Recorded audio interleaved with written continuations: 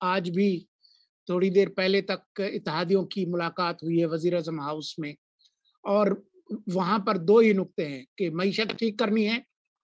یا الیکشن کرانا ہے۔ تو یہ ایک مسئلہ ہے جس پر فیصلہ کرنا ہے، لیکن یہ بات ایک حقیقت ہے کہ 1 مہینہ گزر گیا ہے اور جو یہ حکومت ہے اس نے وقت ضائع کیا ہے۔ اگر آپ نے اکانومی ٹھیک کرنی تھی تو آپ نے فوری طور پر IMF کی اور دوسری چیزیں، جیسے آپ گئے تھے سعودی عرب اور UAE اور IMF کے ساتھ فوراً چلا گیا تھا مفتاح اسماعیل، تو اس کو کنکلوڈ کر کے آپ چل پڑتے، وہ آپ نے وہ بھی نہیں کیا، اور اب جو ہے وہ آپ اس دوراہے پر آ کر کھڑے ہو گئے ہیں کہ پچھلے 4 ہفتے میں جو معیشت خراب ہوئی ہے،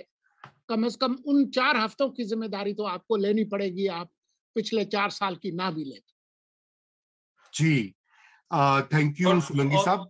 جی شاہد بولیے۔ جی میں یہ کہہ رہا ہوں، دیکھیں اس کی جو سولنگی صاحب بات کر رہے ہیں، دیکھیں انہوں نے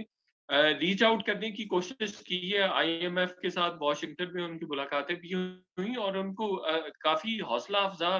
وہاں سے ریزلٹس بھی ملے اور کافی ان کی حوصلہ افزائی بھی ہوئی، اور یہ ایکسپیکٹ کیا جا رہا تھا، اور ابھی بھی آج بھی آپ ایکسپیکٹ کر سکتے ہیں کہ IMF ہو یا UAE ہو یا سعودی عربیہ ہو،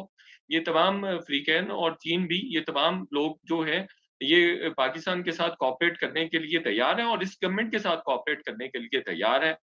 ایک بڑی امپورٹنٹ بات یہ ہے کہ اس میں کوئی شک نہیں ہے کہ نظر آ رہا ہے کہ PMLN جو ہے اس کو سب سے زیادہ نقصان ہونے جا رہا ہے یا ہوگا، لیکن آج بھی رضا صاحب الیکشنز کروا لیے جائیں تو ایک میجورٹی پارٹی کے طور پر PMLN ہی سامنے آئے گی۔ ہاں یہ ایک علیحدہ بات ہے کہ اس کے پاس اس طرح سے سادہ اکثریت نہ آ سکے، تو سادہ اکثریت آ جاتی ہے، جو ابھی ہم نے 1 مہینے میں حال دیکھا ہے۔ کولیشن گورنمنٹ تو پاکستان کے معاشی مسائل کا حل نہیں ہے کسی بھی طرح سے، تو کسی بھی پارٹی کو یہ سمپل میجورٹی کا ملنا بہت زیادہ ضروری ہے۔ اور عمران خان کے کیس میں آپ یہ دیکھیے کہ آپ کا ایک بڑا خوبصورت آرٹیکل ہے جو آپ نے پچھلے ویک میں لکھا تھا کہ جہاں گورننس کے فیلئر تھے، جہاں اکنامک فیلئر تھے، وہاں پہ عمران خان صاحب کا جو ان کے اوسٹر کی سب سے بڑی وجہ بنا وہ انٹرنیشنل آئسولیشن ہے۔ چین عمران خان صاحب کے ساتھ کام کرنے کے لیے تیار نہیں ہے، سعودی عرب نہیں ہے، UAE نہیں ہے، باقی ممالک EU نہیں ہے، امریکہ نہیں ہے۔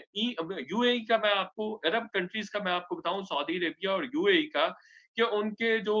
کراؤن پرنسز ہیں یا جو حکمران ہیں ان کو جا کے مشورے دیتے تھے کہ آپ ایسے کریں، آپ ایسے کریں، آپ ویسے کریں، تو وہ کہتے تھے کہ بھائی یہ ہم سے، اس بات پہ وہ ناراض انہوں نے کر دیا ان کو، جو مشرق وسطیٰ کے حکمران تھے، کہ بھائی ہم سے تو یہ بھیک مانگنے آئے ہوئے اور ہمیں مشورے دے رہے ہیں کہ آپ یہ کر لیں اور آپ وہ کر لیں۔ تو اسٹیبلشمنٹ دباؤ کا شکار ہے، اور اس دباؤ کی وجہ سے وہ جو ہے ایک طرح سے پریشر ڈال رہی ہے کولیشن گورنمنٹ پہ کہ آپ الیکشن کروائیں، اور ان کو بھی پتا ہے کہ الیکشن سے حالات ٹھیک نہیں ہونے والے، الیکشن ہو جاتے ہیں، عمران خان صاحب نے ہارنا ہی ہارنا ہے، ہار جائیں گے تو وہ پھر سڑکوں پر ہوں گے، پھر کیا ہوگا؟ اگر آپ عمران خان صاحب کی ٹرمز پہ جاتے ہیں اور الیکشنز کرواتے ہیں، جو کہ آپ جا رہے ہیں، تو یہ شکست ہوگی کولیشن گورنمنٹ کی بھی، PMLN کی بھی، اور اس کا نقصان اسٹیبلشمنٹ کو بھی ہوگا، اور جب اس کا نقصان اسٹیبلشمنٹ کو ہوگا تو الٹیمیٹلی پھر آپ کسی اور چیز کے بارے میں کنفیوژن کا شکار ہوں گے۔ تو بہتر یہ ہے کہ اس کو 1.5 سال پورے کرنے دیا جائے۔ تھوڑا آپ عمران خان صاحب کی ٹرمز اینڈ کنڈیشنز پر چیزیں نہ کریں کہ اگر وہ آپ کو کسی چیز کے لیے دباتے ہیں اور کسی چیز کے لیے دباؤ ڈالتے ہیں، غصہ نکالتے ہیں، ریٹرک بناتے ہیں اور بے جا الزامات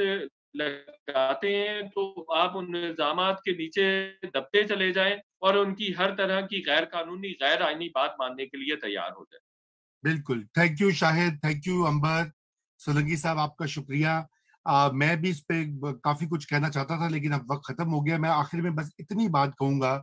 کہ میں سمجھتا ہوں کہ میں ان کی ہر بات سے تو اتفاق نہیں کرتا میاں نواز شریف کی، لیکن ان کا یہ جو کہنا تھا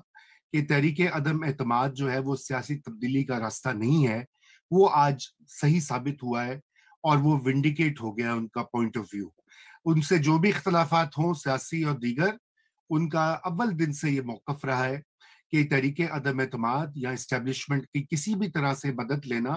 اور اس کے سہارے سے سیاسی تبدیلی جو کرنا، آپ ایک بند گلی میں پھنس جاتے ہیں. اور آج پاکستان اور PMLN وہیں دکھائی دے رہی ہیں، کیونکہ نہ تو ان سے حالات سنبھل رہے ہیں اور کڑے فیصلے کر رہے ہیں، اپنی مقبولیت کو داؤ پہ لگانا ہے، اور جمہوریت کا مستقبل اسی طرح ہی غیر یقینی ہے جیسے کہ آج سے کئی سال پہلے تھا. اس کے ساتھ ہی خدا حافظ.